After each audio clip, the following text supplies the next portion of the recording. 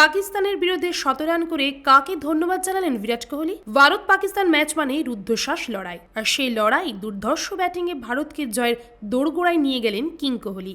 Champions ট্রফির এই high voltage ম্যাচে শুরুটা করেছিলেন রোহিত শর্মা, কিন্তু ম্যাচের আসল নায়ক হয়ে উঠলেন বিরাট কোহলি।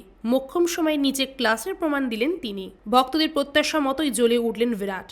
১১১ বলে অপরাজিত ১০০ রান করে বুঝিয়ে দিলেন form is temporary, class is permanent. শেষ বলে ৪ মেরে শুধু দলের জয় নিশ্চিত করলেন না, বরং একই শটে নিজের ১০০ রানও পূর্ণ করলেন। গোটা দেশ অপেক্ষায় ছিল এই মুহূর্তটার জন্য, আর বিরাট যেন স্বপ্নের মতোই তার বাস্তবে পরিণত করলেন। পাকিস্তানের বিরুদ্ধে এমন দুর্দান্ত ইনিংস খেলা মানেই আলাদা তৃপ্তি, আর বড় মঞ্চে চাপের মুহূর্তে সঠিক সময়ে এলো কোহলির জ্বলে ওঠা। ম্যাচের সেরা পুরস্কার হাতে নিয়ে বিরাট বললেন, আগের ম্যাচ থেকে শিক্ষা নিয়েছি, রোহিত আউট হওয়ার পর ধরে খেলেছি, দলের জয়ে অবদান রাখতে পেরে খুশি। আমি জানতাম কঠোর পরিশ্রমের ফল একদিন আসবেই, তাই আজকের ইনিংস ভগবানকে উৎসর্গ করছি।